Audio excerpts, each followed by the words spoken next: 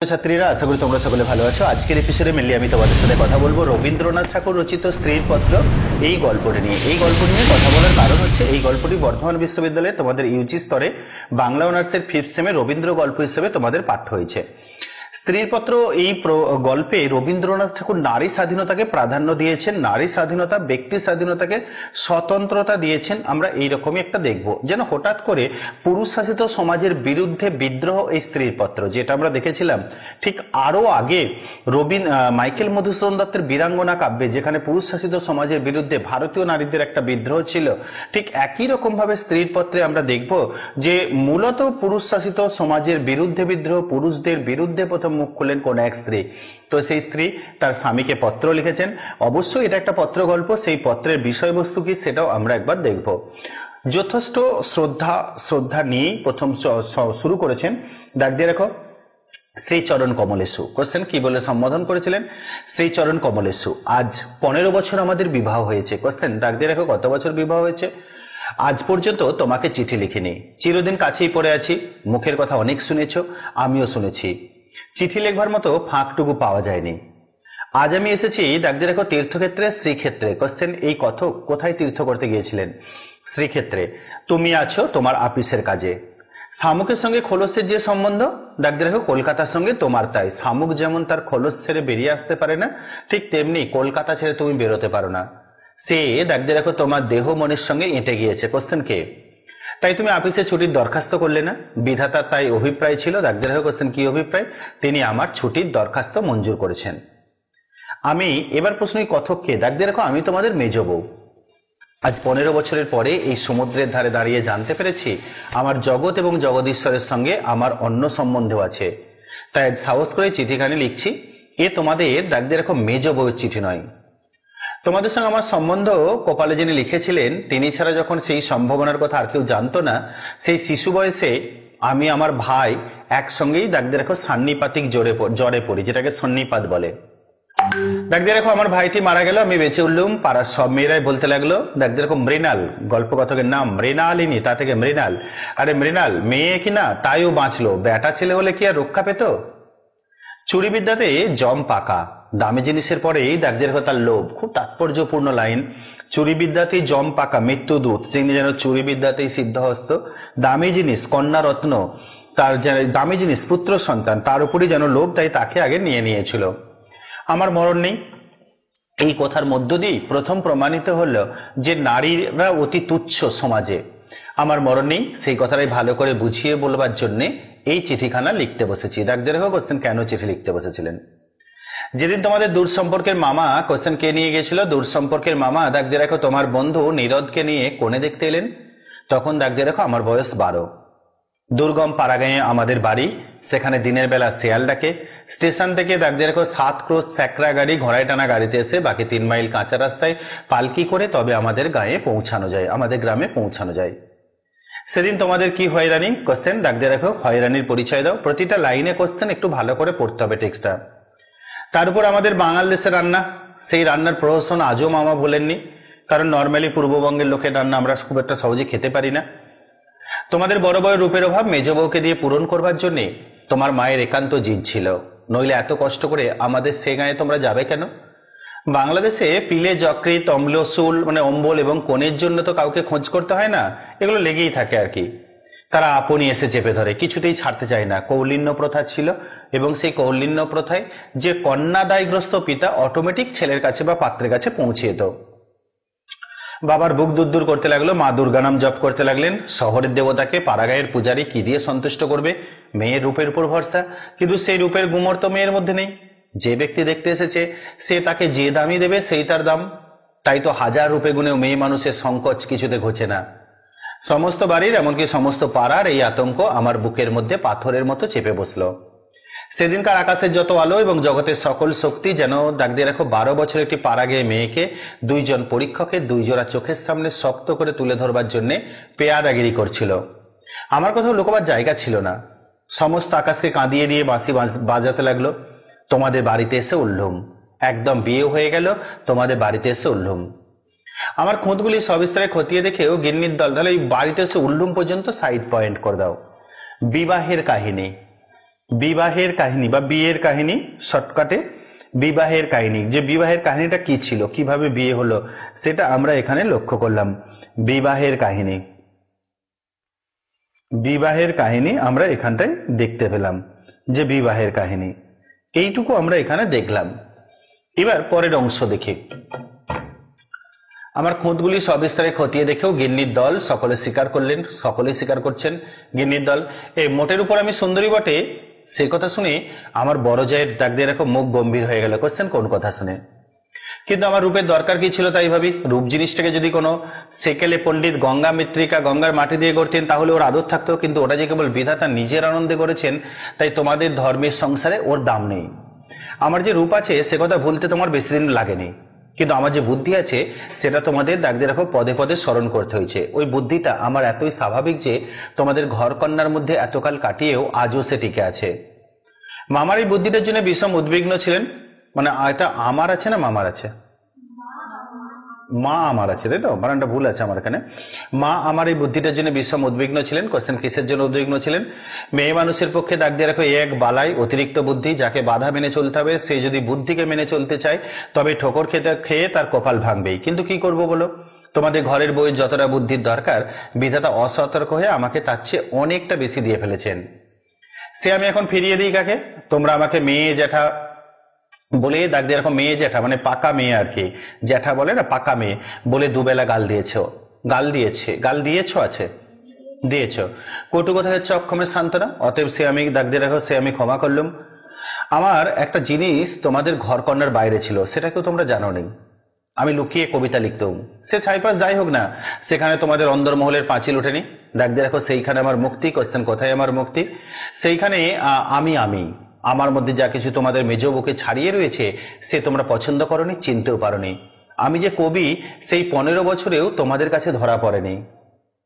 তোমাদের ঘরের প্রথম স্মৃতির মধ্যে সবচেয়ে যেটা আমার মনে জাগছে সে তোমাদের গোয়াল ঘর। কি হলো, মিস্টেক আছে? তাহলে দেখ দেখো গোয়াল ঘর কোনটা, কোশ্চেনটা কোনটাকে জেগে উঠেছিল? অন্দরমহলের শ্রেণীতে উঠবার ঠিক পাশের ঘরেই তোমাদের গরু থাকে। সামনের উঠানটুকু ছাড়া তাদের আর নড়বার জায়গা নেই। সেই উঠোনের কোণে তাদের জাবনা দেবার কাঠের গামলা, যেটাকে আমরা ডাবা বলি এখন বর্তমানে। সকালে বেহারার নানা কাজ, উপবাসী গরুগুলো ততক্ষণ সেই গামলার ধারগুলো চেটে চেটে চিবিয়ে খাবলা করে দিত। আমার প্রাণ কাঁদতো। দাগ দিয়ে রাখো, কোশ্চেন কেন প্রাণ কাঁদতো? আমি পাড়াগাঁয়ের মেয়ে, তোমাদের বাড়িতে যেদিন নতুন এলুম সেদিন সেই দুটো গরু এবং 3টি বাছুরি সমস্ত শহরের মধ্যে আমার চিরপরিচিত আত্মীয়ের মতো আমার চোখে ঠেকলো। যতদিন নতুন বউ ছিলুম নিজে না খেয়ে লুকিয়ে ওদের খাওয়াতুম। যখন বড় হলুম তখন গরুর প্রতি আমার প্রকাশ্য মমতা লক্ষ্য করে আমার ঠাট্টা সম্পর্কে আর আমার গোত্র সম্বন্ধে সন্দেহ প্রকাশ করতে লাগলেন। অর্থাৎ তারা বললেন যে আমিও হয়তো গরু, আমি তোমাদের মানুষের মধ্যে না। দেখতে দেখো আমার মেয়েটি জন্ম নিয়ে মারা গেল। আমাকেও সে সঙ্গে যাবার সময় ডাক দিয়েছিল। সে যদি বেঁচে থাকতো তাহলে সেই আমার জীবনে যা কিছু বড়, যা কিছু সত্য সমস্ত এনে দিত। তখন মেজ বউ থেকে একেবারে মা হয়ে বসতুম। অনেকটা মেয়ের পরিচয় সেই স্ত্রীর পর তার মা, কিন্তু যেহেতু সন্তানটি মারা গেছে তাই মাতৃত্বের স্বাদ আর বুঝতে পারলো না। মা যে এক সংসারের মধ্যে থেকেও বিশ্ব সংসারের মা হবার দুঃখ, দাগ দিয়ে রাখো খুব তাৎপর্যপূর্ণ লাইন 5 নম্বরের জন্য, মা হবার দুঃখটুকু পেলুম কিন্তু মা হবার মুক্তিটুকু পেলুম না। মনে আছে ইংরেজ ডাক্তার এসে আমাদের অন্তর দেখে আশ্চর্য হয়েছিল এবং আতুর ঘর থেকে বিরক্ত হয়ে বকাবকি করেছিল। কারণ একটা সময় ছিল এই সন্তান জন্মটা একটা অসৌচ ছিল, এখনো অসৌচ পালন আমরা করি, 5 দিনের নখ কাটা হয়, 21 দিনের নখ কাটা হয়। একটা সময় আতুর ঘর ছিল, সব থেকে স্যাঁতস্যাঁতে ভিজে একটা ঘর, যেটা রান্নাঘর হতে পারে, গোয়াল ঘরে চোরাকুটির হতে পারে, এইরকম কোনো জায়গায় সন্তান প্রসব করানো হতো, এইরকম একটা ব্যাপার ছিল। ইংরেজ আসার পর যেটুকু প্রভাব চেঞ্জ হয়েছে সেটা আমরা এখানে দেখছি আর কি। সেই ইংরেজ ডাক্তার এসে আমাদের অন্দর দেখে আশ্চর্য হয়েছিল এবং আতুর ঘর থেকে বিরক্ত হয়ে বকাবকি করেছিল। সদরে তোমাদের একটু বাগান আছে, ঘরে সাজসজ্জা আসবাবের অভাব নেই, আর অন্দরটা যেন পশমের কাজের উল্টোপিঠ। সেদিকে কোনো লজ্জা নেই, শ্রী নেই, সজ্জা নেই। সেদিকে আলো মিটমিট করে জ্বলে, হাওয়া চোরের মতো প্রবেশ করে, উঠোনের আবর্জনা নড়তে চায় না, দেওয়ালের এবং মেঝের সমস্ত কলঙ্ক অক্ষয় হয়ে বিরাজ করে। কিন্তু ডাক্তার একটা ভুল করেছিল। সে ভেবেছিল, দাগ দিয়ে রাখো কোশ্চেন কি ভুল করেছিল? সে ভেবেছিল এটা বুঝি আমাদের অহরাত্র দুঃখ দেয়। ঠিক উল্টো, অনাদর জিনিসটা ছায়ের মতো। সে ছায় আগুন হয়তো ভিতরে ভিতরে জমিয়ে রাখে কিন্তু বাইরে থেকে তার তাপটাকে বুঝতে দেয় না। আত্মসম্মান যখন কমে যায় তখন অনাদরকে তো অন্যায্য বলে মনে হয় না, সেই জন্যই তার বেদনা নেই। তাই তো মেয়ে মানুষ দুঃখ বোধ করতেই লজ্জা পায়। আমি তাই বলি মেয়ে মানুষকে দুঃখ পেতেই হবে। এইটা যদি তোমাদের ব্যবস্থা হয় তাহলে যতদূর সম্ভব তাকে অনাদরে রেখে দেওয়াই ভালো। আদরে দাগ দিয়ে রাখো, দুঃখ ব্যথাটা কেবল বেড়ে ওঠে। যেমন করে রাখো, দুঃখ যে আছে এই কথা মনে করবার কোথাও কোনোদিন মনে আসেনি। আতুর ঘরে মরণ মাথার কাছে এসে দাঁড়ালো, আতুর ঘরে একদম মৃত্যু মাথার কাছে এসে দাঁড়ালো, মনে ভয় হলো না। জীবন আমাদের কেই বাজে, মরণকে ভয় করতে হবে। আদরে যত্নে যাদের প্রাণের বাঁধন শক্ত করেছে, মরতে তাদেরই বাঁধে। সেদিন যম যদি আমাকে ধরে টান দিত তাহলে আলগা মাটি থেকে যেমন অতি সহজে ঘাসের চাপড়া উঠে আসে, সমস্ত শিকড় শুদ্ধ আমি তেমনি করে উঠে আসতুম। বাঙালির মেয়ে তো ডাকদের কথায় কথায় কথায় মরতে যায়, কিন্তু এমন মোড়ায় বাহাদুরিটা কি, মরতে লজ্জা হয়। আমাদের পক্ষে ওটা এতই সহজ। আমার মেয়েটি তো সন্ধ্যা তারার মতো ক্ষণকালের জন্য উদয় হয়ে অস্ত গেল। আবার আমার নিত্যকর্ম এবং গরু বাছুর নিয়ে পড়লুম। জীবন তেমনি করে গড়াতে গড়াতে শেষ পর্যন্ত কেটে যেত। আজকে তোমাকে চিঠি লেখবার দরকারই হতো না, কিন্তু বাতাসে সামান্য একটা বীজ উড়িয়ে নিয়ে এসে পাকা দালানের মধ্যে অশ্বত্থ গাছের অঙ্কুর বের করে। শেষকালে সেইটুকু থেকে ইট কাঠের বুকের পাঁজর বিদীর্ণ হয়ে যায়। আমার সংসারে পাকা বন্দোবস্তের মাঝখানে ছোট্ট একটুখানি জীবনের কোণা কোথা থেকে উড়ে এসে পড়ল। তারপর থেকে দাগ দিয়ে রাখো, ফাটল শুরু হলো। তাহলে এই অংশটুকু নিয়ে সাইড পয়েন্ট করে দাও। দাম্পত্য জীবন কেমন ছিল? এই দাম্পত্য জীবন কেন তার দুঃখ কোথা, কেনই তিনি তার স্বামীকে পত্র লিখছেন, তার দুঃখের কাহিনীগুলো কেনই বা ব্যক্ত করছেন, সেটা আমরা এখানে দেখতে পাচ্ছি। দাম্পত্য জীবন কেমন ছিল এবং দাম্পত্য জীবন, এবং সেই দাম্পত্য জীবনের মধ্যে যেটা সব থেকে বড় আমরা এবার লক্ষ্য করছি সেটা হচ্ছে আমাদের মূলত পরের অংশ, অর্থাৎ দাম্পত্য জীবনের মধ্যেও যেটা আমরা দেখছি সেটা হচ্ছে একদমই ভাবে একটা নতুন আশার সঞ্চার। দেখো, বিধবা মার মৃত্যুর পর, বিধবা মা যখন মারা গেল, সেই বিধবা মার মৃত্যুর পরে আমার বড় জায়ের বোন বিন্দু তার খুড়তুতো ভাইদের অত্যাচারে আমাদের বাড়িতে তার দিদির কাছে এসে যেদিন আশ্রয় নিলে, তোমরা সেদিন ভাবলে হে আবার দেখো এ আবার কোথাকার আপদ করছেন, আপদটা কি? আমার পড়া স্বভাব, কি করব বলো, দেখলুম তোমরা সকলেই মনে মনে বিরক্ত হয়ে উঠেছ। সেই জন্যই এই নিরাশ্রয় মেয়েটির পাশে আমার সমস্ত মন যেন একেবারে কোমর বেঁধে দাঁড়ালো। পরের বাড়িতে পরের অনিচ্ছাতে এসে আশ্রয় নেওয়া, সে কত বড় অপমান, দেখো কত বড় অপমান। দায়ে পড়ে সেও যাকে স্বীকার করতে হলো, তাকে কি এক পাশে ঠেলে রাখা যায়? তারপরে দেখলুম আমার বড় জায়ের দোষা। তিনি নিতান্ত দরদে পড়ে বোনটিকে নিজের কাছে এনেছেন, কিন্তু যখন দেখলেন স্বামীর অনিচ্ছা তখন এমনি ভাব করতে লাগলেন যেন এ তার এক বিষম বালায়, যেন একে দূর করতে পারলেই তিনি বাঁচেন। এই অনাথা বোনটিকে মন খুলে প্রকাশ্যে স্নেহ দেখালেন, সে তাহার সাহস হলো না। তিনি পতিব্রতা, তার এই সংকট দেখে আমার মন আরো ব্যথিত হইল। দেখলুম বড়জা সকলকে একটু বিশেষ করে দেখিয়ে দেখিয়ে বিন্দুর খাওয়া পড়ার এমনি মোটা রকমের ব্যবস্থা করলেন এবং বাড়ির সর্বপ্রকার দাসী বৃত্তিতে তাকে এমন ভাবে নিযুক্ত করলেন যে আমার কেবল দুঃখ নয়, লজ্জা বোধ হলো। তিনি সকলের কাছে প্রমাণ করবার জন্য ব্যস্ত যে আমাদের সংসারে ফাঁকি দিয়ে বিন্দুকে ভারী সুবিধা দরে পাওয়া গেছে, ও কাজ দেয় বিস্তর, দেখদের অথচ খরচের হিসাবে বেজায় সস্তা।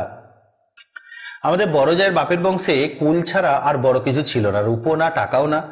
আমার শ্বশুরের হাতে পায়ে ধরে কেমন করে তোমাদের ঘরে তার বিবাহ হলো সে তো সমস্তই জানো। তিনি নিজের বিবাহটাকে এই বংশের প্রতি বিষম একটা অপরাধ বলেই চিরকাল মনে জেনেছেন। সেই জন্য সকল বিষয়ে নিজেকে যতদূর সম্ভব সংকুচিত করে তোমাদের ঘরে তিনি অতি অল্প জায়গা জুড়ে থাকেন। কিন্তু তার এই সাধু দৃষ্টান্তে আমাদের বড় মুশকিল হয়েছে। আমি সকল দিকে আপনাকে অত সম্ভব খাটো করতে পারি না। আমি যেটাকে ভালো বলে বুঝি আর কারো খাতিরে সেটাকে মন্দ বলে মেনে নেওয়া আমার কর্ম নয়। তুমিও তার অনেক প্রমাণ পেয়েছো। বিন্দুকে আমি আমার ঘরে টেনে নিলাম। দিদি বললেন, ডাকতে রাখো মেজবউ, গরিবের ঘরের মেয়ের মাথাটি খেতে বসলেন। আমি যেন একটা বিপদ ঘটালুম, এমনি ভাবে তিনি সকলের কাছে নালিশ করে বেড়ালেন। কিন্তু আমি নিশ্চয়ই জানি তিনি মনে মনে বেঁচে গেলেন। এখন দোষের বোঝা আমার উপরেই পড়ল। তিনি বোনকে নিজে যে স্নেহ দেখাতে পারতেন না, আমাকে দিয়ে সেই স্নেহটুকু করিয়ে নিয়ে তার মনটা হালকা হলো। আমার বড়জা দেখতে রাখো বিন্দুর বয়স, আমার যে বড়জা সেই বড়জা বিন্দুর বয়স থেকে 2-4টে অঙ্ক বাদ দিতে চেষ্টা করতেন। মানে হয়তো যদি বয়স হয়ে 14 বছর বলতো না, 12 বছর বা 11 বছর বা 10 বছর, কিন্তু তার বয়স যে দেখতে রাখো 14-র কম ছিল না। কোশ্চেন কার বয়স কত ছিল না? 14-র কম ছিল না। এ কথা লুকিয়ে বললে অন্যায় হতো না। তুমি তো জানো সে দেখতে এতই মন্দ ছিল যে পড়ে গিয়ে সে যদি মাথা ভাঙতো তবে ঘরের মেঝেটার জন্যই লোকে উদ্বিগ্ন হতো, মানে এতটাই ভয়ঙ্কর যে মেঝেটা ভেঙে গেল রে, লোকটা মরে গেল, মেয়েটার ক্ষতি হলো, এরকম নিয়ে কেউ ভাবতো না আর কি। কাজে পিতামাতার অভাবে কেউ তাকে বিয়ে দেবার ছিল না, এবং তাকে বিয়ে করবার মতো মনের জোরই বা কজন লোকের ছিল। বিন্দু বড় ভয়ে ভয়ে আমার কাছে এলো, যেন আমার গায়ে তার ছোঁয়াচ লাগলে আমি সইতে পারবো না। বিশ্ব সংসারে তার যেন জন্মাবার কোনো শর্ত ছিল না, তাই সে কেবলই পাশ কাটিয়ে চোখ এড়িয়ে চলতো। তার বাপের বাড়িতে তার খুড়তুতো ভাইরা তাকে এমন একটু একটু কোনো ছেড়ে দিতে চায়নি যে কোনো একটা অনাবশ্যক জিনিস পড়ে থাকতে পারে। অনাবশ্যক আবর্জনা ঘরের আশেপাশে অনায়াসে স্থান পায়, কেননা মানুষ তাকে ভুলে যায়, কিন্তু অনাবশ্যক মেয়ে মানুষ যে একে অনাবশ্যক আবার তার উপরে তাকে ভোলাও শক্ত, সেই জন্যে আস্থা করেও তার স্থান নেই। অথচ বিন্দুর খুড়তুতো ভাইরা যে জগতে পরমাবশ্যক পদার্থ তা বলবার জন্য নেই, কিন্তু তারা বেশ আছে। তাই বিন্দুকে যখন আমার ঘরে ডেকে আনলুম তার বুকের মধ্যে কাঁপতে লাগলো। তার ভয় দেখে আমার বড় দুঃখ হলো। দেখো কোশ্চেন, কার ভয় দেখে কার দুঃখ হলো? আমার ঘরে যে তার একটুখানি জায়গা আছে সেই কথাটাই আমি অনেক আদর করে তাকে বুঝিয়ে দিলাম। কিন্তু আমার ঘর শুধু তো আমারই ঘর নয়, কাজে আমার কাজটি সহজ হলো না। 2-4 দিন আমার কাছে থাকলেই তার গায়ে লাল লাল কি উঠলো, হয়তো সে ঘামাচি নয়তো আর কিছু হবে। তোমরা বললে বসন্ত, কেননা ও যে বিন্দু, তোমাদের পাড়ায় এক আনাড়ি ডাক্তার এসে আছে তো অর্ডারে, ডাক্তার এসে বললে তো এটাই আছে তো, ডাক্তার এসে বললে আর 2-1 দিন না গেলে ঠিক বলা যায় না, কিন্তু সেই 2-1 দিন সবুর সইবেকে বিন্দু তো তার ব্যামো লজ্জাতেই মরবাজ্য হলো। আমি বললাম, আরে বসন্ত হয়তো হোক, আমি আমাদের সেই আতুর ঘরে ওকে নিয়ে থাকবো, আর কাউকে কিছু করতে হবে না। এই নিয়ে আমার উপরে তোমরা যখন সকলে মার মূর্তি ধরেছো, এমনকি বিন্দু দিদিও যখন অত্যন্ত বিরক্তির ভান করে পোড়া কপালি মেয়েটাকে হাসপাতালে পাঠাবার প্রস্তাব করছেন, এমন সময় ওর গায়ে সমস্ত লাল দাগ একদম মিলিয়ে গেল। তোমরা দেখি তাতে আরো ব্যস্ত হয়ে উঠলে, বলে নিশ্চয়ই বসন্ত বসে গিয়েছে, কেননা ও যে বিন্দু, কারণ বিন্দু ও সব হতে পারে। অনাদারে মানুষ হবার একটা মস্ত, তাই তো, অনাদারে মানুষ হবার একটা মস্ত গুণ শরীরটাকে তাতে একেবারে অজর অমর করে তোলে, ব্যায়াম হতেই চায় না। তারপরে লাইনটা কি আছে, মোরা সদর রাস্তাগুলো একেবারেই বন্ধ, রোগ তাই ওকে ঠাট্টা করে গেল, কিছুই হলো না। কিন্তু এটা বেশ বোঝা গেল, পৃথিবীর মধ্যে সবচেয়ে অকিঞ্চিতকর মানুষকে আশ্রয় দেওয়াই সবচেয়ে কঠিন। আশ্রয়ের দরকার তার যত বেশি আশ্রয়ের বাধাও তার তেমনি বিষম,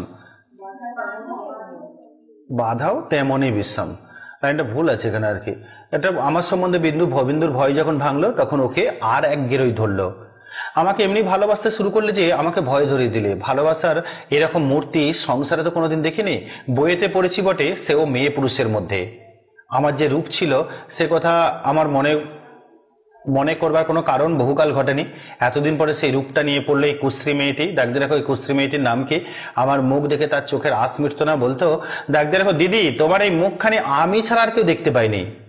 যেদিন আমি নিজের চুল নিজে বাঁধতুম সেদিন তার ভারী অভিমান।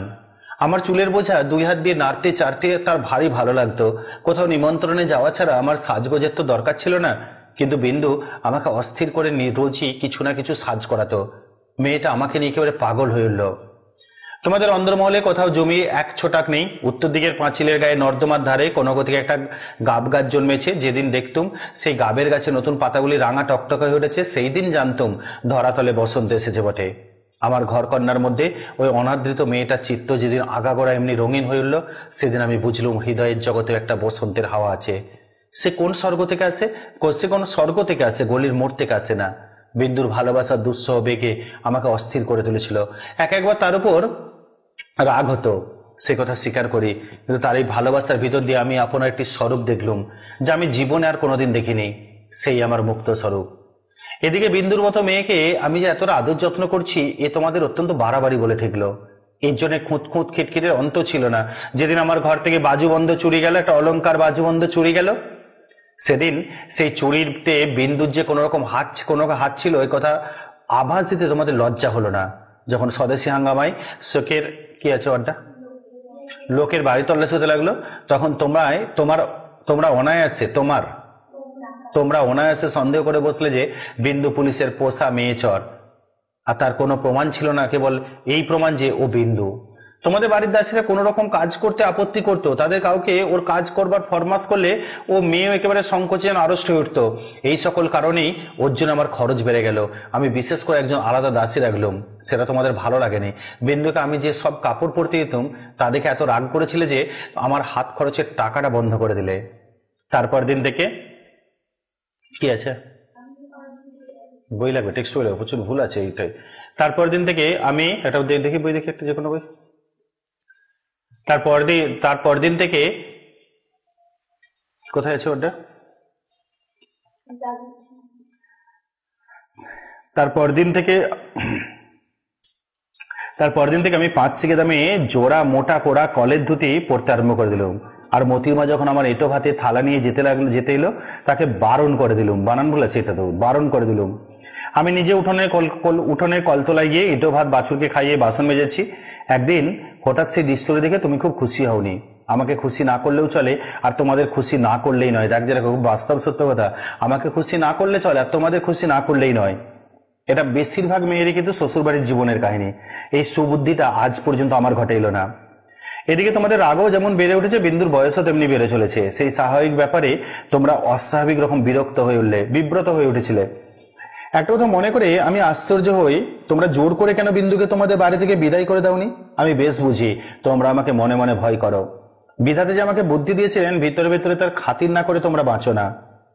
অবশেষে বিন্দুকে নিজের শক্তিতে বিদায় করতে না পেরে তোমরা প্রজাপতি দেবতার শরণাপন্ন হলে। অর্থাৎ দাগদি রেখো, বিন্দুর বর ঠিক হলো, বড় যা বললেন বাঁচলুম। দাগদি রেখো, মা কালী আমাদের বংশের মুখ রক্ষা করলেন। কোশ্চেন, কার মা কালী কিভাবে বংশের রক্ষা করলেন, মুখ রক্ষা করলেন? বর কেমন তা জানিনি, তোমাদের কাছে শুনলাম সকল বিষয়ে ভালো। বিন্দু আমার পা জড়িয়ে ধরে কাঁদতে লাগলো, বললে, দিদি আমার আবার বিয়ে করা কেন? দাগদি রেখো, আমি তাকে অনেক বুঝিয়ে বললুম।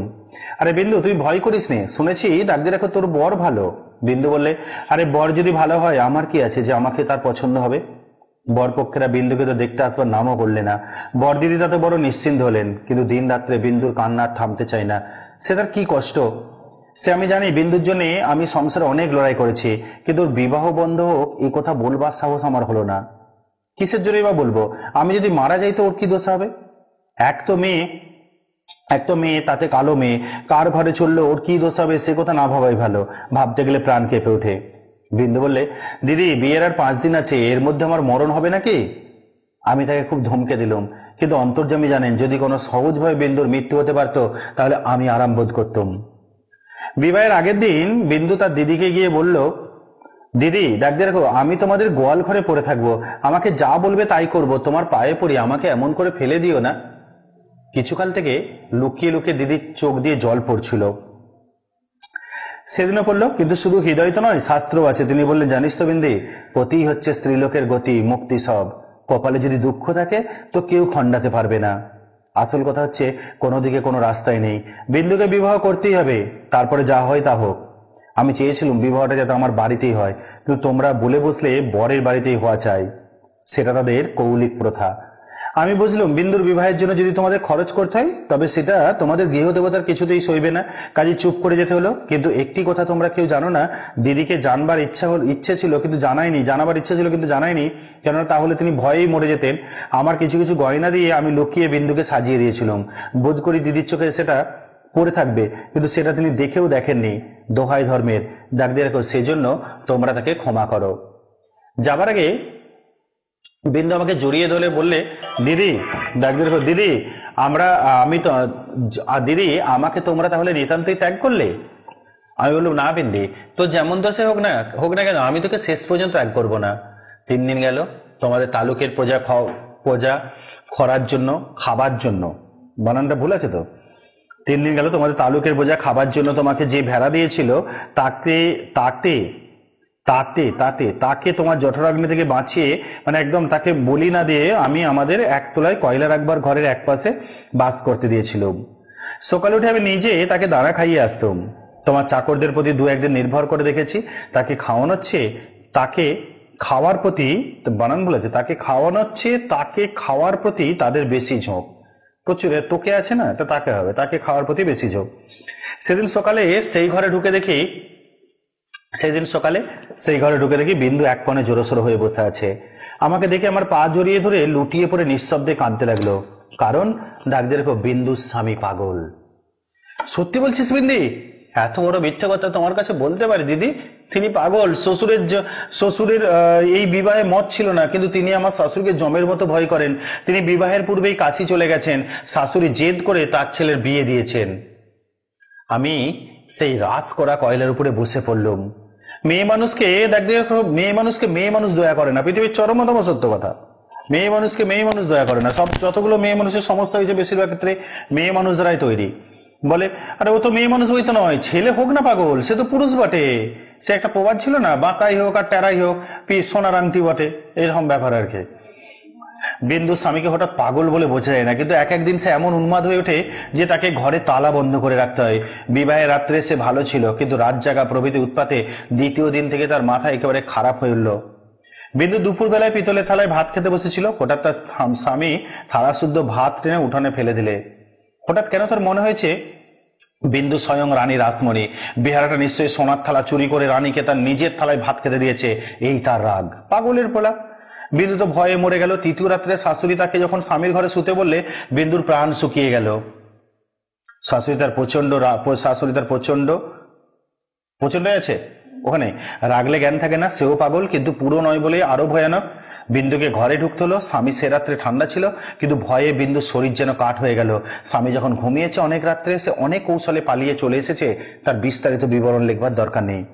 ঘৃণায় রাগে আমার সকল শরীর চলতে লাগলো। আমি বললুম, এমন ফাঁকির বিয়েই নয়। বিন্দু, তুই যেমন ছিলি তেমনি আমার কাছে থাক, দেখি তোকে কে নিয়ে যেতে পারে। তোমরা বললে বিন্দু মিথ্যা কথা বলছে। আমি বললুম, ও কখনো মিথ্যা বলেনি। তোমরা বললে কেমন করে জানলে? আমি বললুম, আমি নিশ্চয়ই জানি। তোমরা ভয় দেখালে, বিন্দু শ্বশুর বাড়ির লোকে পুলিশে কেস করলে মুশকিলে পড়তে হবে। আমি বললুম, ফাঁকি দিয়ে পাগল বরের সঙ্গে বিয়ে দিয়েছে, এই কথা কি আদালত শুনবে না? তোমরা বললে, তবে কি এই নিয়ে আদালত করতে যাব নাকি? কেন, আমাদের দায় কিসের? আমি বললুম, আমি নিজের গয়না বেচে যা করতে পারি করব। তোমরা বললে, উকিল বাড়ি ছুটবে নাকি?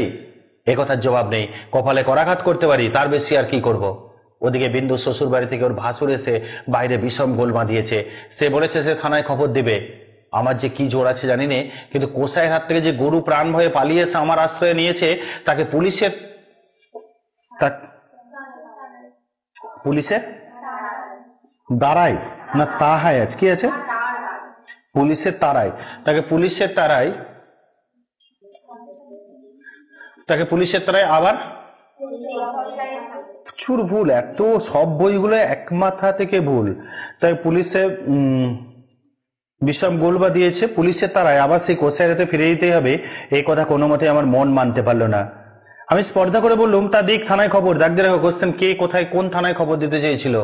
এই বলে মনে করলুম বিন্দুকে এই বেলা আমার শোবার ঘরে এনে তাকে নিয়ে ঘরে তালা বন্ধ করে বসে থাকি। খোঁজ করে দেখি বিন্দু নেই। তোমাদের সঙ্গে আমার বাদ প্রতিবাদ যখন চলছিল, তখন বিন্দু আপনি বাইরে গিয়ে তার ভাসুরের কাছে ধরা দিয়েছে। বুঝেছে এই বাড়িতে যদি সে থাকে তবে আমাকে সে বিষম বিপদে ফেলবে।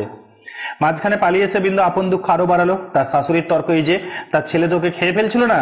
মন্দ স্বামীর দৃষ্টান্ত সংসারে দুর্লভ নয়, তাদের সঙ্গে তুলনা করলে তার ছেলে সে সোনার চাঁদ।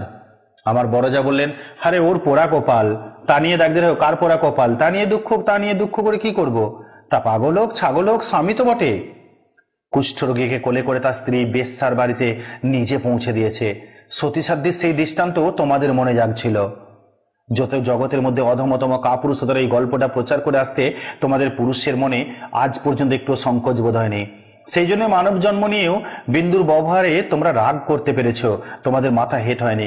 বিন্দুর জন্য আমার বুক ফেটে গেল, কিন্তু তোমাদের জন্য আমার লজ্জার সীমা ছিল না। দেখো কোশ্চেন, কেন, কিসের লজ্জা? আমি তো পাড়া গিয়ে মেয়ে, তার উপরে তোমাদের ঘরে পড়েছি। ভগবান কোন ফাঁক দিয়ে আমার মধ্যে এমন বুদ্ধি দিলেন? তোমাদের এইসব ধর্মের কথা আমি যে কিছুতেই সইতে পারলুম না। আমি নিশ্চয়ই জানতাম মরে গেলেও বিন্দু আমাদের ঘরে আর আসবে না, কিন্তু আমি যে তাকে বিয়ের আগের দিন আশা দিয়েছিলুম যে তাকে শেষ পর্যন্ত ত্যাগ করব না। দেখতে দেখো, আমার ছোট ভাই শরৎ কলকাতায় কলেজে পড়ছিল। তোমরা জানোই তো, যত রকমের ভলেন্টিয়ার করা, প্লেগের পাড়ার ইঁদুর মারা, দামোদরের বন্যায় ছোটা, এতেই তার উৎসাহ যে উপরে উপরে দুবার সে এফএ পরীক্ষায় ফেল করেও কিছুমাত্র দমে যায়নি। তাকে আমি ডেকে বললুম, এই বিন্দুর খবর যাতে আমি পাই, তোকে সেই বন্দোবস্ত করে দিতে হবে শরৎ। বিন্দু আমার চিঠি লিখতে সাহস করবে না, আর লিখলেও আমি পাবো না। এরকম কাজে চেয়ে যদি তাকে বলতুম বিন্দুকে ডাকাতি করে আনতে কিংবা তার পাগল স্বামীর মাথা ভেঙে দিতে, ডাকতে রাখো, তাহলে সে বেশি খুশি হতো। কোশ্চেন কার কথা এখানে বলা হয়েছে? শরতের সঙ্গে আলোচনা করছি, এমন সময় তুমি ঘরে এসে বসলে, বললে আবার কি হাঙ্গামা বাঁধিয়েছে? আমি বললুম সেই যা যা যা সব গোড়াই বাঁধিয়েছিলুম, তোমাদের ঘরে এসেছিলুম, কিন্তু সে তো তোমাদেরই কীর্তি। তুমি জিজ্ঞাসা করলে, আচ্ছা বিন্দুকে আবার এনে কোথাও লুকিয়ে রেখেছো? আমি বললাম বিন্দু যদি আসতো তাহলে নিশ্চয়ই এনে লুকিয়ে রাখতাম, কিন্তু সে আসবে না, তোমাদের ভয় নেই। শরৎকে আমার কাছে দেখে তোমার সন্দেহ আরো বেড়ে উঠল।